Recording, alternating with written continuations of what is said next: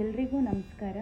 ಜನವರಿ 10ನೇ ತಾರೀಕು ಅಂದರೆ ನಾಳೆ ವೈಕುಂಠ ಏಕಾದಶಿ ಇದೆ. ಯಾರೆಲ್ಲ ಏಕಾದಶಿ ಉಪವಾಸ ಮಾಡ್ತಿದ್ದೀರೋ ಅವರು ಇವತ್ತು ರಾತ್ರಿನೇ ಊಟ ಮಾಡಬಾರ್ದು. 6 ಗಂಟೆಗೂ ಮುಂಚೆ ಊಟ ಮುಗಿಸಿ ರಾತ್ರಿ ಮಲಗಬೇಕಾದ್ರೆ ಹಾಲು ಅಥವಾ ನೀರನ್ನ ಕುಡಿದು ಮಲಗಿ.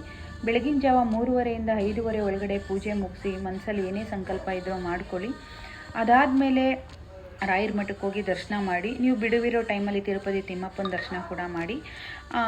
ಉಪವಾಸ ಯಾವಾಗ ಬಿಡಬೇಕು ಅಂದರೆ ಶನಿವಾರ ಬೆಳಗ್ಗೆನೇ 3:30ಯಿಂದ 5:30 ಒಳಗಡೆ ಎದ್ದು ರಾಯರಿಗೆ ನೈವೇದ್ಯ ಮಾಡಿಟ್ಟು, ನೈವೇದ್ಯಕ್ಕೆ ಈರುಳ್ಳಿ ಬೆಳ್ಳುಳ್ಳಿ ಬಳಸಬಾರ್ದು. ಆಮೇಲೆ ದೇವಸ್ಥಾನಕ್ಕೆ ಹೋಗಿ ದೇವ್ರ ದರ್ಶನ ಮಾಡಿ ಬಂದು ನಿಮ್ಮ ಉಪವಾಸನ ಬಿಡ್ಬೋದು. ಈಗ ಮಾಡೋದ್ರಿಂದ ನಮ್ಮ ಮನಸ್ಸಲ್ಲಿರೋದು ಆದಷ್ಟು ಬೇಗ ನೆರವೇರುತ್ತೆ. ನಿರ್ಜಲ ಉಪವಾಸ ಮಾಡೋರು ನೀರು ಕೂಡ ಕುಡಿಬಾರ್ದು. ನಾನು ಕೂಡ ನಿರ್ಜಲ ಉಪವಾಸ ಮಾಡ್ತಾ ಇದ್ದೀನಿ ಈ ಸಾರಿ. ಯಾರೆಲ್ಲ ಉಪವಾಸ ಮಾಡ್ತಾ ಇದ್ದೀರಿ, ಯಾವ ಉಪವಾಸ ಮಾಡ್ತಿದ್ದೀರಿ ಅಂತ ಕಮೆಂಟ್ ಬಾಕ್ಸಲ್ಲಿ ತಿಳಿಸ್ಕೊಡಿ. ಧನ್ಯವಾದಗಳು. ಓಂ ಶ್ರೀ ಗುರು ರಾಘವೇಂದ್ರಾಯ ನಮಃ.